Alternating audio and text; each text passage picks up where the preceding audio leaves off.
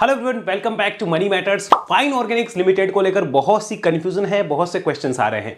याद दिलाना चाहता हूं, आज से 3 महीने पहले इस वाले वीडियो में फाइन ऑर्गेनिक्स के ऊपर बात करी थी और मैंने कहा था कि स्टॉक का चलना मुश्किल है, स्टॉक कंसोलिडेट कर सकता है। और अगर मैं इसको हटाऊं, यहां पे आपको चार्ट दिखाऊं, यू कैन सी लास्ट कितने ही समय से कंसोलिडेशन ही हो रहा है, क्योंकि यहां पे अभी तक बॉटम आउट के इंडिकेशंस नहीं थे और ना ही वहां पे किसी भी टाइप के वन टाइम बाय के इंडिकेशंस है और क्विक स्विंग के इंडिकेशंस है। तो इसलिए 3 महीने पहले जो व्यू था, क्या आज भी वही व्यू है या कुछ व्यू चेंज हुआ है? क्या अब स्टॉक एक गिरावट करेगा या यहां से अपसाइड आ सकती है? उन सारी चीजों को हम एनालाइज करेंगे। दिसंबर के रिजल्ट्स हैं, उनको समझेंगे। फंडामेंटली भी रिव्यू होगा, टेक्निकली भी रिव्यू होगा। अगर आपका पीछे का वीडियो देखा हुआ है तो आप फंडामेंटल स्किप करके डायरेक्ट टेक्निकल पे जंप कर सकते हैं, और अगर आपका पीछे का वीडियो नहीं देखा हुआ और इस वीडियो को वापस देखना भी चाहते हैं तो इस वीडियो में कंटिन्यूअस फंडामेंटल तक आप वापस से अंडरस्टैंडिंग लीजिए। आज की डेट में सिचुएशन क्या है उसको समझेंगे। आपका किसी स्टॉक के रिगार्डिंग क्वेश्चन हो, कमेंट बॉक्स में बताइए, जल्दी ही उस पर भी वीडियो आएगा। मेरे पास काफी नाम नोट डाउन है और आपका नाम भी नोट डाउन हो जाएगा। जल्दी उस पर वीडियो लाने की कोशिश होगी। जो भी डिस्कशन हो उससे अपने एडवाइजर के साथ कंसल्ट करना ना भूले। कोई भी डिसीजन लेने से पहले एडवाइजर से बात कर ले, और एडवाइजर नहीं है तो अपने दिमाग से काम लेना बिल्कुल ना भूले। अब बात करते हैं हम फाइन ऑर्गेनिक की। ये हमें दिख रहा है इसका टेक्निकल डाटा। अब टेक्निकल डाटा में ये चीज क्लियर हो गई कि स्टॉक ने अपने हाई से जो करेक्शन किया वो 45% हो चुका है। और अगर हम ध्यान से देखें तो पिछले 1 साल से, ये 1 साल का पीरियड हो गया, 1 ईयर ये यहां पर क्या कर रहा है, सिर्फ कंसोलिडेशन करे जा रहा है। और इस कंसोलिडेशन में ऊपर रेंज, जो कि मैंने लास्ट वीडियो में भी आपको बताई थी, ₹5150, इसके ऊपर ही बॉटम आउट के इंडिकेशंस है। तब तक मेरे पास कोई बॉटम आउट के इंडिकेशंस नहीं है। और यहां पर अगर 4000 को नीचे में तोड़ दिया तो फिर एक शार्प फॉल हमें और देखने को मिल सकती है, ऐसी संभावना है। लेकिन कंप्लीट एनालिसिस अभी टेक्निकल पार्ट में करेंगे। सबसे पहले चलते हैं हम इस कंपनी के फंडामेंटल्स पे। तो अब चल रहे हैं हमारे पास फाइन ऑर्गेनिक के फंडामेंटल। ध्यान देखिए, कंपनी करती है, कंपनी मैन्युफैक्चर करती है, प्रोसेस करती है, सप्लाई करती है, इंपोर्ट एक्सपोर्ट करती है। क्या?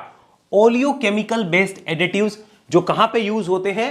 Food, plastic, cosmetic, coating and other speciality application in various industries. Food में इनका यूज होता है। अगर आपने बहुत सारे फोमिंग एजेंट्स का नाम सुना हो, जो कि आपको तरह तरह की कोल्ड ड्रिंक में मिलेंगे, और दूसरे तरह के जो एडिटिव्स होते हैं वो आपको अलग अलग टाइप के फूड में मिलते हैं, तो वहां पे इसके ओलियो केमिकल जो बेस्ड जो एडिटिव है वही यूज होते हैं। प्लास्टिक्स में होते हैं, कॉस्मेटिक में आपने देखा होगा महिलाएं जो है वो क्रीम लगाती है, कुछ फेस मास्क लगाती है, कुछ काफी चीजें होती है जो उनके मेकअप का सामान होता है। उनमें जो भी चीजें होती है उनके लिए बेस बनाने का काम भी फाइन ऑर्गेनिक करती है और वो बड़ी बड़ी कंपनी को बेचा जाता है। और यहां पर देखिए, कंपनी लार्जेस्ट है इंडिया में और टॉप 6 प्लेयर्स है ग्लोबल के अंदर। तो केमिकल सेक्टर की एक इंपॉर्टेंट और लीडिंग कंपनी है जो कि ओलियो केमिकल बेस्ड काम करती है। ओलियो केमिकल क्यों चल रहे हैं उसका भी मैं आपको आगे बताऊंगा। ये समझिए, celebrating 50 years of green chemistry. अब ये ओलियो केमिकल क्या होते हैं? ये प्लांट बेस्ड जो फैट होता है उससे निकलते हैं या ऑयल से निकलते हैं, लेकिन ये क्या होते हैं? ये टोटली एनवायरमेंट फ्रेंडली होते हैं। तो इनकी वजह से इसकी डिमांड जो है वो इंडस्ट्री में बढ़ गई, क्योंकि आजकल देखिए हेल्थ को लेके हर कोई कोशिश है। आप अपने स्किन पे कुछ भी ऐसी वैसी क्रीम नहीं लगाते, आप कुछ भी ऐसा वैसा खाना पसंद नहीं करते, तो यहां पे आप देखते हो कि आपके लिए एनवायरमेंट फ्रेंडली प्लस आपकी हेल्थ के लिए कौन सी चीज अच्छी है वो आप फॉलो करते हो, तो ये वो बनाती है, इसके लिए इसकी डिमांड ज्यादा रहती है। अब ये काम कहां कहां आ रहे हैं देखिए, फूड इंग्रेडिएंट बनाती है, पॉलीमर एडिटिव्स होते हैं, पर्सनल केयर होते हैं, पर्सनल केयर में बहुत सारी चीजें आ गई और जो आपके सजने संवरने से रिलेटेड हो सकती है। उसके बाद में फीड इंग्रेडिएंट्स हो सकते हैं, कोटिंग एंड स्पेशलिटी इंग्रेडिएंट होते हैं वो भी बनाती है, और अदर इंग्रेडिएंट में बहुत सारे एप्लीकेशन है जो कि फार्मा में भी बहुत काम आते हैं। आगे बात करिए डाइवर्स कस्टमर बेस। अब इसके कस्टमर कौन कौन है वो समझिए, फंडामेंटल पूरा नॉलेज लीजिए। देखिए यहां पर कोका कोला, जैसे मैंने आपको बताया, कोका कोला के लिए भी फोमिंग एजेंट की जरूरत होती है जो कि फाइन ऑर्गेनिक उनको देती है। हालांकि ऐसी बहुत सी चीजें जो और भी प्रोडक्ट बना के देती है company, Britannia, Asian Paint, Parle, Pidilite, Berger Paint and बहुत सारे और चीजों में भी है कंपनी के कस्टमर्स, जो कि इंडिविजुअल हो सकते हैं, जहां पे कंपनी का अच्छा खासा रेवेन्यू वो लाकर देते हैं। यहां पे बात करते हैं फाइन ऑर्गेनिक प्रोडक्ट की, तो 460 से ज्यादा प्रोडक्ट जो है वो कंपनी के पास है, जिसके अंदर फूड एडिटिव, पॉलीमर एडिटिव्स और जो अभी हमने और डिस्कस किए वो सारे आते हैं। Shift from synthetic chemical to oleo chemical. Synthetic chemical जो होते हैं वो एनवायरमेंट फ्रेंडली नहीं होते और ना आपके स्वास्थ्य के लिए अच्छे होते हैं, इसलिए ओलियो केमिकल्स के ऊपर जो है वो शिफ्टिंग हो रही है धीरे धीरे। अभी दिक्कत क्यों है इस कंपनी में वो भी मैं आपको बताऊंगा। रिलोकेशन वाइज ब्रेकअप समझो, वर्ल्ड से 70% की रिवेन्यू और इंडिया से करीब 30% की रिवेन्यू कंपनी लेकर आती है। अब इसके बेसिक लेवल फंडामेंटल डाटा को समझने की कोशिश करो। कंपनी 13,200 करोड़ का मार्केट कैप रखती है, अभी 4300 का भाव है कंपनी का। यहां पर देखेंगे तो पीक करीब 29 के आसपास चल रहा है। आरओसी जबरदस्त कहा जाएगा, शानदार। आरओई शानदार कहा जाएगा, मतलब जबरदस्त। बुक वैल्यू ठीक ठाक कह सकते हैं। फेस वैल्यू कंपनी की ठीक ठाक है, ₹5 के आसपास की है।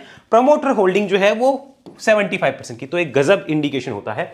यहां पे देखिए असेट टर्नओवर रेशियो है, मैंने लास्ट वीडियो में बताया था आपने 1 रुपए की एसेट डाली है और उससे आप 2 रुपए की सेल्स ला रहे हो, तो ये एसेट टर्नओवर गजब का माना जाता है।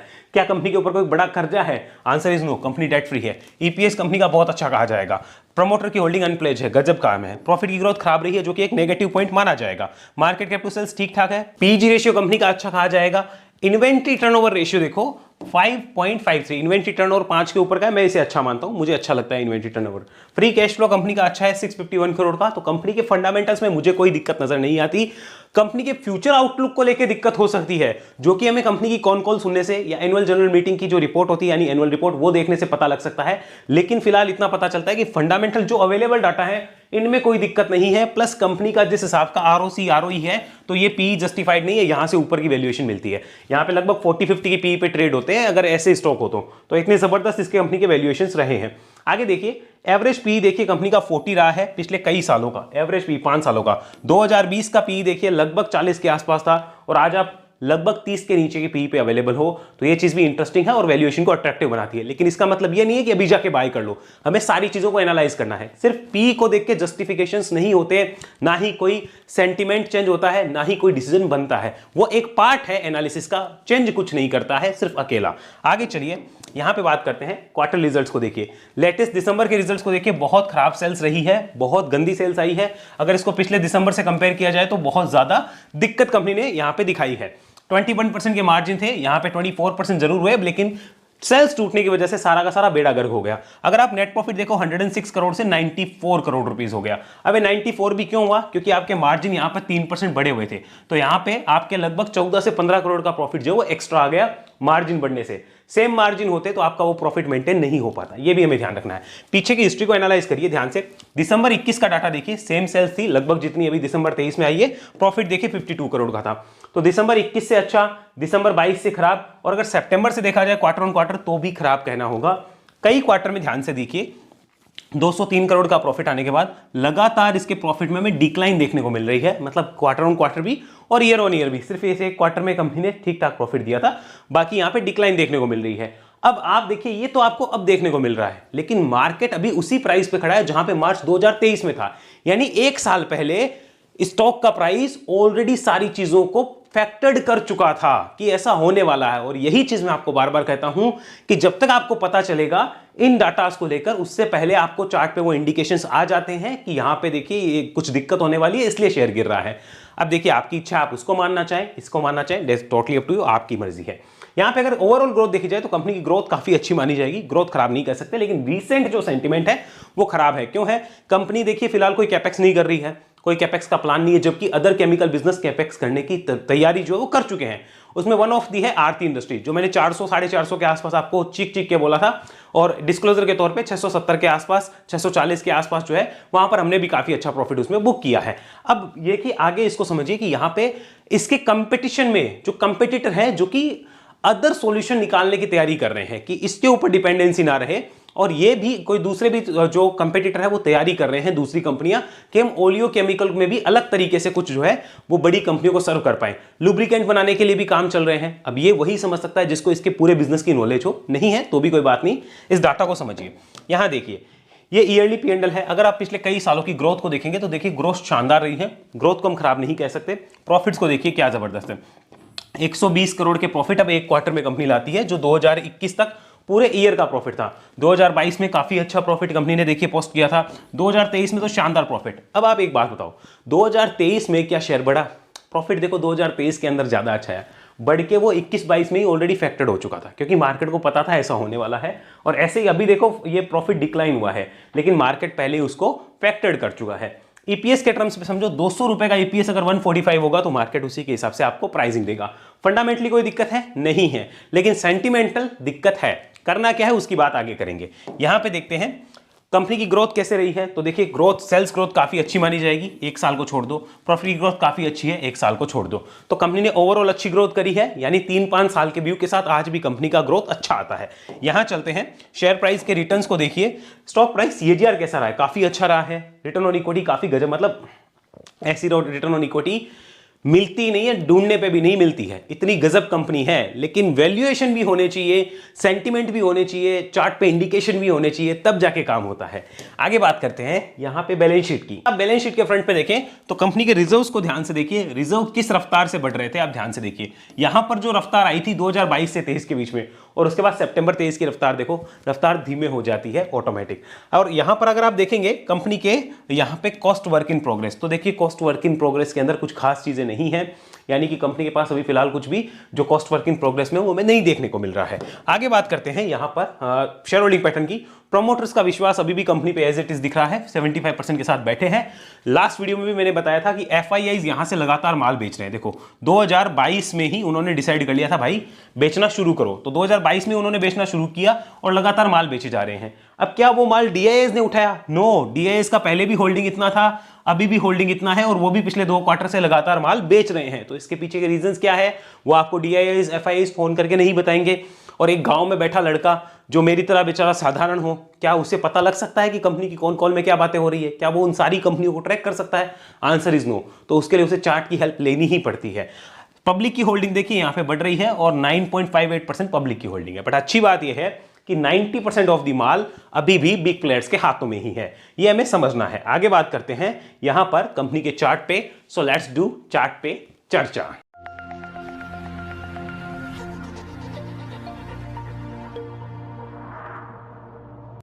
तो अब हमारे सामने चल रहे हैं फाइन ऑर्गेनिक्स के चार्ट। देखिए बहुत से लोग चार्ट देखना पसंद करते हैं, बहुत से नहीं करते, आपकी इच्छा है। मैं चार्ट देखना बहुत पसंद करता हूं और मुझे यहां पे डिसीजन बनाने आते हैं। अब बात करते हैं फिलहाल कि यहां पे क्या हो सकता है। सबसे पहले वीकली चार्ट को देखिए, स्टॉक करेक्शन के बाद क्या कर रहा है, यहां पे कंसोलिडेट कर रहा है। So it is very obvious, अगर आपको टेक्निकल नहीं भी आते, सीखने की कोशिश कर रहे हो तो भी समझो, कोई स्टॉक गिरावट के बाद अगर कंसोलिडेट कर रहा है तो अगर नीचे का सपोर्ट तोड़ दे, यानी कि वहां पे क्या हो सकता है, बेयर्स का जो ग्रिप है वो हावी हो सकता है। अगर वो ऊपर का रेजिस्टेंस तोड़ दे तो यहां पे क्या हो सकता है, बुल्स का ग्रिप जो है वो हावी हो सकता है। तो अच्छा यहां पे ऊपर लेवल हो गया 5150, यानी इसके ऊपर जाने पे मुझे भी पर्सनली बॉटम आउट के इंडिकेशंस आ जाएंगे। और जब तक इसके ऊपर नहीं है, यानी 4000 के नीचे जाता है ₹4000, तो तब तक यहां पे हम ये नहीं कह सकते कि बॉटम आउट के इंडिकेशंस है और स्टॉक और भी गिर सकता है या नहीं गिर सकता। 4000 के नीचे और भी गिरावट के संकेत आ सकते हैं, वो कितनी होगी वो हम नहीं बता सकते फिलहाल। हाँ, इतना देख सकते हैं कि नीचे के सपोर्ट क्या है। तो ये हमें क्लियर हुआ कि फिलहाल बॉटम आउट के इंडिकेशंस नहीं है। स्टॉक का ट्रेंड क्या है, साइडवेज है। अभी फिलहाल ट्रेंड क्या है, ये साइडवेज ट्रेंड है। तो क्या हम इसमें कोई डिसीजन बना सकते हैं वीकली चार्ट देख के? Answer is no, clear no. अब बात करते हैं यहां पे, ये लेवल टूटता है 4000 का, तो उसके बाद इंपॉर्टेंट सपोर्ट क्या है? देखिए सपोर्ट तो काफी होंगे, उसमें ₹3800 भी एक छोटा सा सपोर्ट होगा, लेकिन बड़े सपोर्ट की बात करें तो 3600, 3200 और 2800, ये 3 बड़े सपोर्ट होंगे। अब क्या स्टॉक यहां आएगा? क्या मैं आपको ऐसा कह रहा हूं स्टॉक यहां आएगा? The answer is no. हम सपोर्ट की बात कर रहे हैं कि नीचे के इंपॉर्टेंट सपोर्ट क्या है। ऐसे तो ये भी एक सपोर्ट है, लेकिन जब इतने बड़े कंसोलिडेशन के बाद अगर कोई गिरावट आ गई नीचे के साइड में, तो आप मान के चलिए कि वो शार्प होती है। शार्प मतलब बहुत तेज होती है वो गिरावट, और फिर वो गिरावट जो है वो सिर्फ 2-4% के लिए नहीं होती, वो 5-10%, 20% के लिए भी गिरावट हो जाती है कई बार, ऐसा देखा गया है। बाकी चार्ट उस समय पे डिपेंड करेगा किस टाइप से बन रहा है। अगर आपको नहीं देखना आता, आप सिर्फ इतना ध्यान रखिए 4000 के नीचे वीक है। अगर स्टॉक 4000 के नीचे जाता है, मानो 3800 रुपए गया, एग्जांपल के लिए ये स्टॉक इस टाइप से चल रहा है और ये 4000 के लेवल से ऐसे जाके वापस ऊपर आता है, तो इस पॉइंट पे आप समझना 4000 के ऊपर ग्रीन कैंडल बनी है, यानी वापस बुलिश होने के संकेत आ रहे हैं। आपको उस समय का चार्ट देखना आना चाहिए, नहीं आता तो भी कोई बात नहीं, सीखने की कोशिश करिए। तो अभी ट्रेंड मिल गया हमें साइडवेज, किस चार्ट पे? वीकली चार्ट पे। हिस्टोरिकल डाटा को देखा हमने, हिस्टोरिकल डाटा में देखिए स्टॉक 40% गिरा, 35 गिरा, 24, 28 एंड अभी 45। तो अपनी हिस्ट्री में सबसे बड़ी गिरावट स्टॉक ने फिलहाल दिखाई है। आगे बात करते हैं स्टॉक के मंथली चार्ट की और मंथली ट्रेंड की। यहां पर देखने की कोशिश करिए, this is monthly chart and monthly trend. अब इसको भी आप समझिए, अगर आप बिगिनर भी हैं जो टेक्निकल सीख रहे हैं, ध्यान से देखिए स्टॉक के लिए ट्रेंड कितना बुलिश था। यहां पर से ट्रेंड नेगेटिव होना शुरू हो रहा है और देखिए ये जो कंसोलिडेशन है इस फेज में, यहां पे आपको क्लियर पता होना चाहिए कि एक गिरावट इस लेवल के नीचे आना खराब होगा। और स्टॉक के लिए फिर देखिए 3600 रुपए का एक इंपॉर्टेंट सपोर्ट होगा, अगर इसको भी तोड़ता है तो फिर 3200 रुपए का एक इंपॉर्टेंट सपोर्ट होगा, और इसको तोड़ा तो 2800 रुपए का इंपॉर्टेंट सपोर्ट होगा। तो स्टॉक के लिए फिलहाल यहां पे मंथली चार्ट का ट्रेंड क्या? The answer is monthly trend is again sideways. तो यहां पे भी हम लोग कुछ भी नहीं कह सकते कि क्या होगा, साइडवेज है। अब इसमें भी ये पता चला कि आप में इस लेवल के ऊपर अपसाइड है और इस लेवल के नीचे डाउन साइड है। तो क्या साइडवेज में हम फ्रेश बाय सेल का कोई डिसीजन ले सकते हैं? जितना मेरा एक्सपीरियंस है उसके हिसाब से तो नहीं ले सकते। बाकी देखो, हर इंसान की अपनी तरकीब होती है चीज़ों को निकालने की। मैं फिलहाल इसमें से कुछ भी नहीं निकाल पा रहा हूं कि कोई डिसीजन बना लूं फ्रेश बाय का या फ्रेश सेल का बड़ी क्वांटिटी में, वो नहीं कर सकते फिलहाल। ये भी हमें क्लियर हो जाता है। साथ में मंथली चार्ट को देखने में आपको ये पता चलेगा कि 4000 पे देखिए पहले इंपॉर्टेंट यहां पे अच्छे खासे सपोर्ट क्रिएट हो रखे हैं। तो 4000 के नीचे जाना डेफिनेटली एक नेगेटिव होगा। अब हमें नहीं पता वो 4000 के नीचे जाएगा या फिर 5150 के ऊपर जाएगा, हमें ये पता ही नहीं है कि स्टॉक क्या करेगा। तो हम क्या कर सकते हैं ऐसी सिचुएशन में?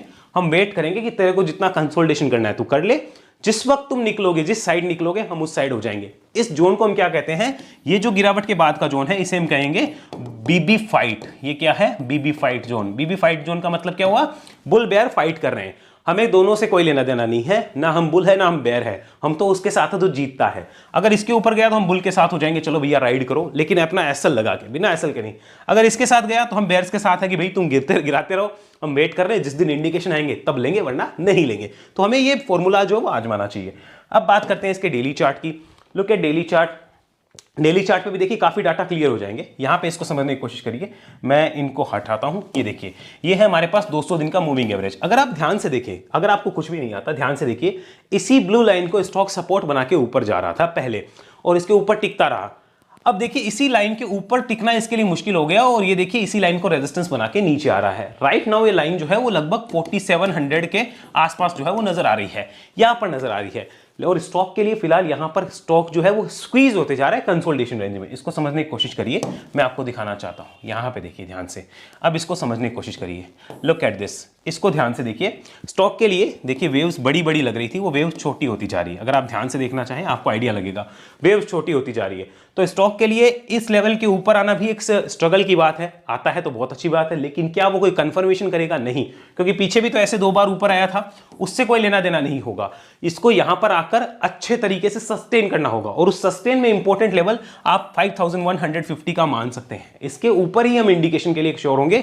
अदरवाइज यहां पर जिस हिसाब से इस सपोर्ट पे खड़ा है, ध्यान से देखिए, ये सपोर्ट पे खड़ा है, ऊपर जाके फिर आया है, यानी कि जिन्होंने ऊपर लिया उनके लिए भी अब सपोर्ट यही है। इसके नीचे आते ही वो यहां पे सेलिंग प्रेशर क्रिएट कर सकते हैं। अब वो कहां लाएंगे नीचे हमें नहीं पता, लेकिन सेलिंग प्रेशर क्रिएट हो सकता है।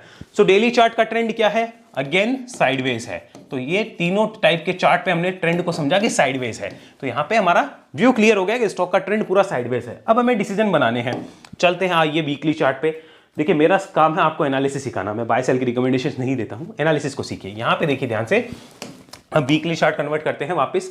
अब इस पे देखते हैं कि आज की डेट में डिसीजन क्या बन सकता है। सबसे पहले ये देखिए कंपनी के फंडामेंटल्स कैसे हैं। मैं यहाँ पे लिखना चाहूंगा फंडामेंटल। तो फंडामेंटल शानदार है, गजब है, कोई दिक्कत नहीं है, फंडामेंटली कंपनी स्ट्रॉन्ग है। फ्यूचर आउटलुक कैसा होगा वो हमें नहीं पता होगा। टेक्निकल कैसे हैं? टेक्निकल यहाँ पे कंपनी के हम कह सकते हैं ओके हैं, साइडवेज हैं। तो इसमें डिसीजन नहीं ले सकते, नो डिसीजन। यहाँ पे हम कह सकते हैं नो डिसीजन पॉइंट। ये हमारे पास नो डिसीजन पॉइंट है, हम कोई भी यहाँ पे डिसीजन नहीं ले सकते। तो टेक्निकली हम डिसीजन ले नहीं सकते। फंडामेंटली फंडामेंटल तो ठीक ठाक है, कंपनी के खराब नहीं कह सकते। फ्यूचर आउटलुक कैसा होगा वो हमें फंडामेंटल में तो बाद में पता चले, टेक्निकल में पहले ही पता चल रहा है कि भैया अभी रुक जाओ, अभी बुल बेयर फाइट कर रहे हैं। यानी किसी को फ्यूचर आउटलुक अच्छा लग रहा होगा, किसी को खराब लग रहा होगा, दोनों फाइट कर रहे हैं। जिस दिन लगेगा कि हाँ भाई क्लियर हो गया, उस दिन वो बंदा जीतेगा, हम उसके साथ हो जाएंगे। यानी बुल जीता तो उसके साथ, बेयर जीता तो अपने घर में बैठे रहेंगे, कोई दिक्कत नहीं, तब लेंगे इसको उसके बाद। तो ये क्लियर होता है। अब यहाँ पे हम क्या कर सकते हैं? मान लीजिए किसी के पास ऑलरेडी इन्वेस्टेड होता है, तो वो बंदा इस सिचुएशन में क्या कर रहा होगा? मानो ऊपर से लिया हुआ है, तो पहली बात तो है कंपनी के फंडामेंटल स्ट्रॉन्ग है, क्या उसे डरने की कोई आवश्यकता है? आई डोंट थिंक उसे डरने की आवश्यकता है। क्यों? क्योंकि उसने एक गलती करी है, तेजी में चलता हुआ स्टॉक लिया, तो ये उसने गलती करी, सबसे बड़ी बात। तो उसे डरने की आवश्यकता अब नहीं है, क्योंकि डरना तो था, तो पहले डरना था, अब तो खत्म हो गई कहानी। तो अब उसे क्या करना होगा? उसे ये सोचना चाहिए कि नीचे में एक्यूमुलेट कहां कर सकता है, कहां कर सकता है नीचे में एक्यूमुलेट। तो क्या ये रेंज एक्यूमुलेट के लिए बढ़िया है? एक्यूमुलेट पार्ट्स में होता है, एक बार में नहीं होता। इस रेंज में एक बार डाल दिया, अब वेट करो और कोई नीचे की रेंज मिले तो तब उसे एक्यूमुलेट करना है, वरना नहीं करना। क्या एवरेज कर लूं? अब एवरेज में और एक्यूमुलेट में फर्क होता है। जैसे समझो कोई शेयर आपके पास 100 रुपए का है और शेयर का प्राइस 50 हो गया, तो अब आप 100 रुपए पे आपने जितने शेयर ले रखे, अगर 50 पे उतने ही लेते हो तो वो एवरेज हो गया। लेकिन अगर आपके पास 100 रुपए पे कोई शेयर है, उसका प्राइस 50 है, आपने तैयारी करी कि 50 पे थोड़ी क्वांटिटी लूंगा, 40 आया तो थोड़ी लूंगा, 60 गया तो थोड़ी लूंगा, 65 आया तो थोड़ी लूंगा, वो होता है एक्यूमुलेट करना। तो एक्यूमुलेट में और एवरेज में फर्क है। इसमें आप क्या करते हो? वन टाइम वापस रुपया डालते हो, और इसमें क्या करते हो, हमेशा पार्ट्स में रुपया डालते हो। तो आपको ये सोचना होगा कंपनी खराब हो जाएगी, कंपनी बर्बाद हो जाएगी, ऐसा कुछ नहीं होने वाला। कंपनी का समय खराब है, टाइम लेगा। अब इस केस में क्या होगा, जो ऑलरेडी इन्वेस्टेड है, एक्यूमुलेट करना चाहते हैं, उनको ध्यान रखना होगा टाइम वाइज पेंडिंग है, अभी तक टाइम वाइज पेंडिंग है करेक्शन, और कितनी भी हो सकती है, हम उसमें कुछ भी नहीं कह सकते। हो सकता है स्टॉक यहीं से बाउंस बैक ले ले और 5150 के ऊपर आए, तो मेरा व्यू भी चेंज हो जाएगा, स्टॉक का बॉटम आउट होने का इंडिकेशन रहेगा, और फिर एक स्टॉप लॉस के साथ उसमें काम कर सकते हैं। ऐसा मेरा व्यू बनेगा 5150 के ऊपर। क्या अभी मेरा यह व्यू है? अभी मेरा व्यू साइडवेज है, अभी मेरा कुछ भी व्यू नहीं है, नो व्यू के इस ऊपर मैं खड़ा हूं। ये ऑलरेडी इन्वेस्टेड है, उनके लिए हमने एनालिसिस करी। अब बात करते हैं हम जिनके पास ऑलरेडी नहीं है और कोई फ्रेश इन्वेस्ट करना चाहता है, तो क्या इस कंपनी में फिलहाल वो बंदा फ्रेश इन्वेस्ट कर सकता है? खुद से पूछ के देखो। फंडा, अगेन हम बात करते हैं फंडा कैसा, फंडा ओके। टेक कैसा, टेक साइडवेज, टेक साइडवेज है, तो टेक में कोई डिसीजन बनेगा नहीं। फ्रेश इन्वेस्ट करने वाले के लिए अब ये देखना होगा कि यहाँ पे क्या चार्ट कुछ बोल रहा है, क्या कोई क्विक स्विंग है? Answer is no. Quick move यहाँ पे लिख लेते हैं, क्विक मूव, क्विक मूव है, तो क्विक मूव का आंसर है नो। फिलहाल कुछ इंडिकेशन नहीं दिखता। क्या बॉटम आउट का इंडिकेशन है? क्या यहाँ पे बॉटम आउट का इंडिकेशन है? Answer is no. वो कब है? वो है अबोव 5150, इसके ऊपर क्लोज कर दे तब मेरे पास वो इंडिकेशन आएंगे। फिलहाल नहीं है हमारे पास में। अब वो भी छोड़ दो, अगर 4800 के ऊपर भी आया ना, अब तो 4800 के ऊपर आना भी एक बुलिश इंडिकेशन हो जाएगा, अगर हम इस लेवल को नहीं देख रहे हैं। 4800 भी आए तो भी हम थोड़ा बहुत सोच सकते हैं, हालांकि कंफर्मेशन इसके ऊपर है, बट फिलहाल 4800 को भी ध्यान में रखें, कम से कम कि इस लेवल के ऊपर आए तो एक बार रिव्यू कर सकते हैं, तो इसको भी हम रिव्यू पॉइंट बना सकते हैं अपना, ये भी हमें ध्यान रखना होगा। तो फ्रेश इन्वेस्ट कोई करेगा तो वो क्या सोच के करेगा कि फंडामेंटल तो ओके है, टेक्निकली फिलहाल कोई क्विक मूव नहीं है, बॉटम आउट का इंडिकेशन नहीं है, तो क्या उसे एक टाइम में पूरा पैसा डालना चाहिए? वन टाइम बाय बनता है। देखो मैं एकदम आराम से समझा रहा हूं आपको सारी चीज को, वन टाइम बाय बनता है। Answer is no. क्या वो पार्ट्स में एक्यूमुलेट कर सकता है? तो उसके लिए आंसर होगा yes, but be ready for, अगर 2800, 3200, 3600 कहीं भी आता है तो फिर रोना चिल्लाना नहीं होना चाहिए, ये ध्यान रखना। अगर एक्यूमुलेट करता है कोई तो फिर उसके लिए 2800, 3200, 3600 आता है तो रोना चिल्लाना नहीं होना चाहिए, क्योंकि कंपनी तो आ सकती है, कोई बड़ी बात नहीं, कभी भी आ सकती है। एक्यूमुलेट तभी होगा जब तक बॉटम आउट के इंडिकेशंस नहीं है, स्टॉक कहीं भी जा सकता है। आई होप आपको ये समझ आया होगा, इस प्लानिंग को आप क्लियर रख सकते हैं। आगे बात करते हैं, यहां पे कोई स्विंग ट्रेड बनती है? तो देखो आंसर है फिलहाल की डेट में नो, लेकिन ध्यान से सुनो, आंसर है स्विंग ट्रेड नो, लेकिन 4000 के पास आकर, यहां पर ध्यान रखना, ₹4000 के पास कोई सेटअप दिखता है। देखो मैं अपना सेटअप तो आपको समझा नहीं सकता, क्योंकि बहुत सारे सेटअप हो सकते हैं वहां पे। अगर कोई सेटअप दिखता है तो फिर यहां पे एक इंपॉर्टेंट, कोई भी आप वहां पे 4000 के ऊपर आके अगर उसने कोई बुलिश कैंडल दिखाई 4000 के पास आके, तब 4000 को ही अपना सपोर्ट मान के वहां पे स्विंग बन सकता है, लेकिन वो उस समय पे डिपेंड करेगा। क्या अभी कोई स्विंग है? Answer is no. क्या स्टॉक के लिए कोई बहुत बड़ी क्विक मूव की यहां पे पॉसिबिलिटी नजर आती है? Answer is no. आने को हो सकता है यहीं से चला जाए स्टॉक, लेकिन पहले 4800 और 5150 के ऊपर आए तो कुछ इंडिकेशंस हो, तब तक कोई बड़े इंडिकेशंस नहीं है। अब बात करते हैं स्टॉक के लिए एक अच्छे जोन की। देखिए अगर मैं खाली चार्ट को देखूं, सिर्फ और सिर्फ चार्ट को देख के बात करूं, तो यहां पे ध्यान से आप समझिएगा, स्टॉक के लिए ये जोन जो है, ये जोन बहुत इंपॉर्टेंट होने वाला है, ये वाला ₹3600 से 3200। अब स्टॉक के लिए ऐसे सपोर्ट तो 3800 पे भी है, 4000 पे भी है, 3600 पे भी है, 3200 पे भी है, लेकिन ये रेंज बहुत इंपॉर्टेंट होगी। ये मेजर डिमांड जोन होगा, ये मेजर डिमांड जोन होगा। क्यों होगा? क्योंकि मेजर सप्लाई जोन यही था पहले, ये मेजर सप्लाई जोन की तरह एक्ट कर रहा था। This will act as a major demand zone. मेरे हिसाब से जो भी स्मार्ट बुल्स हैं, जो कि अगर मानो कंपनी के अंदर कुछ नेगेटिविटी है, तो वो डेफिनेटली इस लेवल का वेट कर रहे होंगे कि इस पे आए तो एक्यूमुलेट कर ले। अब कोई जरूरी थोड़ी इस लेवल पे आई, हो सकता है इस लेवल पे ना आए, तो उनके लिए बैकअप प्लानिंग क्या है? उनके लिए यह है कि तू 4800 के ऊपर आ, तब हम मान लेंगे शॉर्ट टर्म बुलिश है, और अगर तुम 5150 के ऊपर आ गए तो हम मान लेंगे कि लॉन्ग टर्म बुलिश हो गए। तो वो अपने डिसीजन अभी कोई ले रहे होंगे, जो स्मार्ट प्लेयर्स है, प्रोफेशनल ट्रेडर्स हैं, वो नहीं ले रहे होंगे, वो वेट कर रहे होंगे कि या तो इधर आओ, कुछ दिखाओ हमें कि तुम में वो कैपेबिलिटी है, या फिर तुम एक बार इस रेंज में आओ तो देखें। अभी उनके लिए भी क्या है? अवॉइड है। और बाकी जो प्लेयर्स जिनको ये पता है कि कंपनी की आगे ग्रोथ होगी, वो क्या कर रहे हैं? क्या वन टाइम बाय कर रहे हैं? Answer is no. वो क्या कर रहे हैं? वो भी एक्यूमुलेट करने की सोचेंगे कि यार यहाँ पे पैसा डाल तो देंगे, लेकिन हो सकता है साल 2 साल शेयर ना चले, एक्यूमुलेट ही करना पड़ेगा, वन टाइम बाय वाला सिनेरियो नहीं है। तो ये थी फाइन ऑर्गेनिक के ऊपर एनालिसिस। आई होप सब कुछ क्लियर हुआ होगा। अपनी तरफ से पूरी कोशिश करी है, फिर भी कोई त्रुटि रहे तो क्षमा करने का कष्ट करिए। ऐसी एनालिसिस अगर आप सीखना चाहें वेब एनालिसिस में आइए, जो कि 1-to-1 ट्रेनिंग प्रोग्राम है। उसके लिए आपको डिस्क्रिप्शन में हमारी डिटेल मिलेगी और इस नंबर पे आप संपर्क करके व्हाट्सअप करके सारी डिटेल मंगा सकते हैं। अगर आप जुड़ना चाहते हैं तो डिटेल्स मंगा सकते हैं। और ध्यान रखिए, ये 1-to-1 ट्रेनिंग प्रोग्राम जहां एक समय में मैं एक ही इंसान को सिखाता हूं, अगर आप सीखना चाहें तो ही संपर्क करिए, अन्यथा आप यहां से भी काफी अच्छी इंफॉर्मेशन जुटा सकते हैं जब तक आप उसके लिए प्रिपेयर नहीं होते। और चैनल की डायमंड मेंबरशिप लेके आप हमारे सपोर्ट रेजिस्टेंस लर्निंग का पार्ट बन सकते हैं, जहां पे हम तरह तरह के चार्ट्स पे सपोर्ट रेजिस्टेंस का ट्रेंड जो है वो आइडेंटिफाई करके लाइव चैट में आपसे बात करते हैं। और साथ में अगर आप चाहते हैं कि आप एसटीपी चार्ट स्कैनर ज्वाइन करें, आपको ऐसे स्टॉक्स मिले जहां पे ब्रेकआउट आने की संभावना हो, ऐसे चार्ट मिले जहां पे रिवर्सल आने की संभावना हो, तो उन चार्ट्स को हम एसटीपी चार्ट स्कैनर में शेयर करते हैं। आप चाहें तो उसे भी ज्वाइन कर सकते हैं। बाकी किसी भी जानकारी के लिए आप इस नंबर पर संपर्क करिए, व्हाट्सअप करिए, बेटर होगा। तब तक के लिए धन्यवाद। जय हिंद, जय भारत।